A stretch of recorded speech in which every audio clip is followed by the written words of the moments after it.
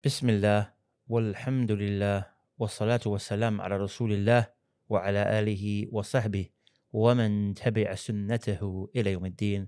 Assalamu alaikum wa rahmatullahi wa barakatuh. Brothers and sisters, welcome again to another session on benefits and lessons to be derived from Al-Adab al-Mufrad, written by the Imam al-Muhaddithin and the Amir al-Mu'mineen, as he was known, of Hadith, Imam al-Bukhari.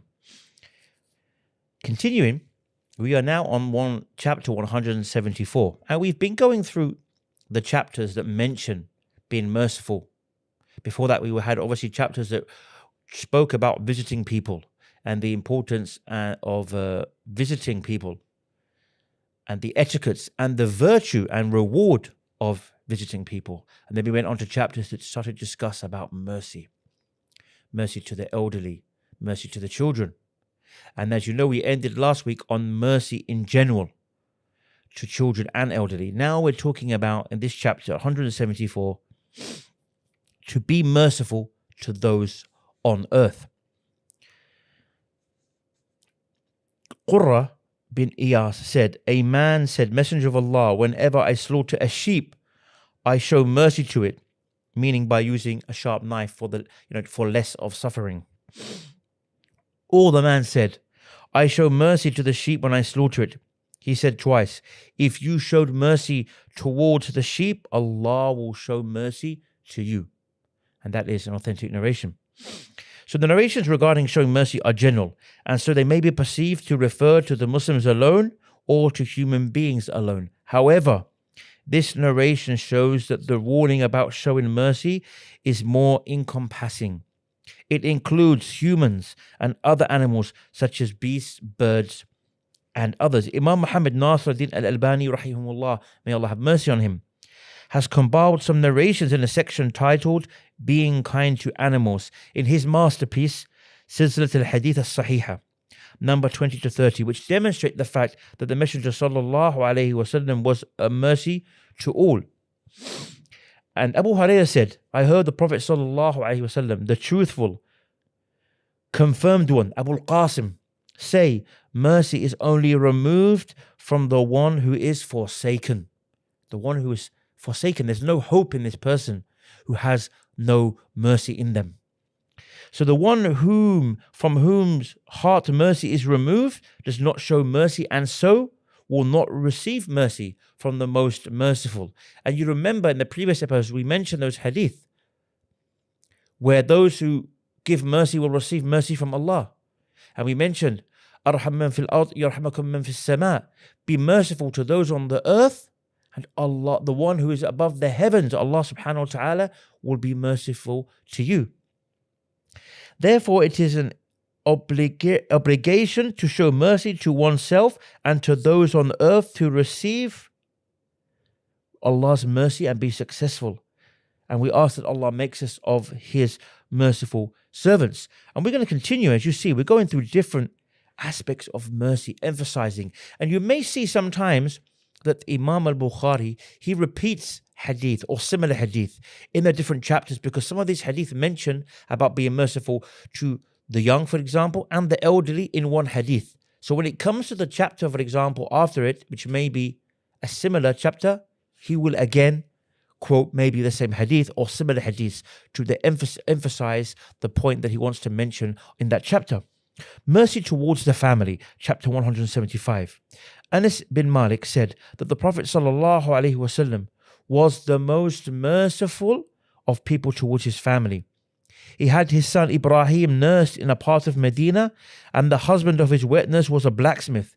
We used to go to him, and the house would be full of smoke from the forge. He would kiss him and hold him close, i.e. sniff him. So the Prophet ﷺ was the most kind to his family, and in him you have a perfect example to follow. Being merciful to one's family is not restricted to providing them with the needs of maintenance and accommodation. Rather, it includes other things such as loving them, paying attention to their education and general upbringing, overlooking their weaknesses, and preventing and taking away the distress and things that agitate them or cause them problems or difficulty. And that reminds me of the hadith where the Prophet ﷺ came across a Bedouin man And the Bedouin man mentioned, and he was shocked that people kiss their children. And he said to the Messenger of Allah sallallahu alaihi wasallam that I have such and such many boys, sons, offspring, children, and I have never kissed any of them. And the Prophet sallallahu alaihi wasallam said, what can be done if the mercy has been removed from a person? This is a very strange thing, that the father or the mother do not show affection to their children. And Abu Hurairah said, a man came to the Prophet ﷺ with a child whom he began to embrace. The Prophet ﷺ asked the man, do you show mercy towards him? The man said, yes. He said, Allah is more merciful towards you than you are to this child. He is the merciful, the most merciful of the merciful. Chapter 176. And this is interesting because here we have 3 or 4 hadith. And we know that people always like to falsely portray Islam as being something which is aggressive and barbaric. And we know that we seek refuge in Allah for such false statements. In fact, we see these kind of hadith were guidelines that all of these organizations that we hear about the world, RSPCA, whoever it may be, this was implemented in Islam way before it was even thought of being implemented to treat animals kindly. I'm not talking about individual acts of kindness. I'm talking about a system, guidelines, rulings and regulations put down to protect animals, to emphasize on treating them mercifully, to even emphasize not to hurt their feelings.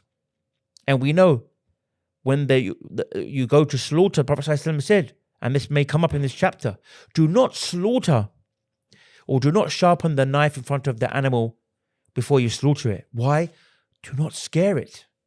This will be something that they would have laughed at back in the time when the Prophet ﷺ mentioned this. People would never have thought of giving animals any kind of mercy or care.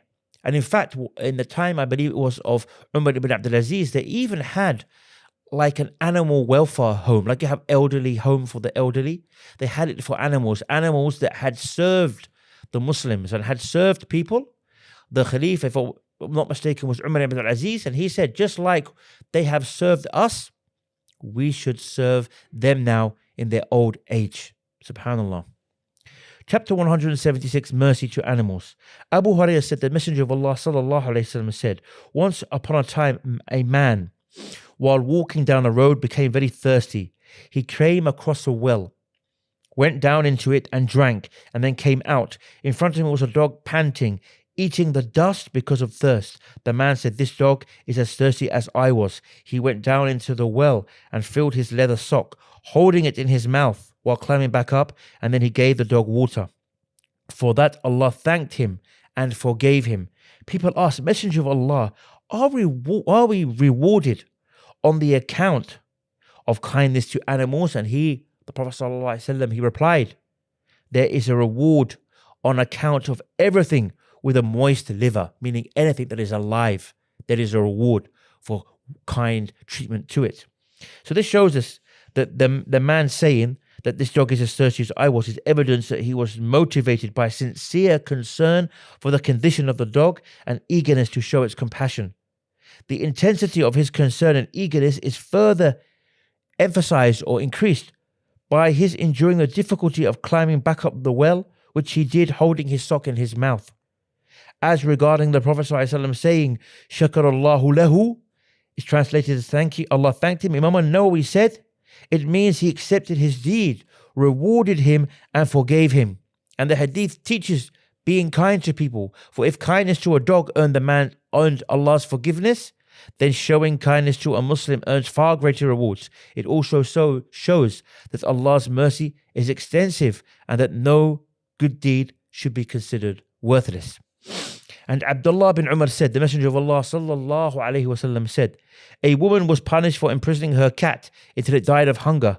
Because of it, she entered the hellfire. It will be said, and Allah knows best, you did not feed her, nor give it water when you imprisoned it, nor did you release it and allow it to eat from the vermin of the earth.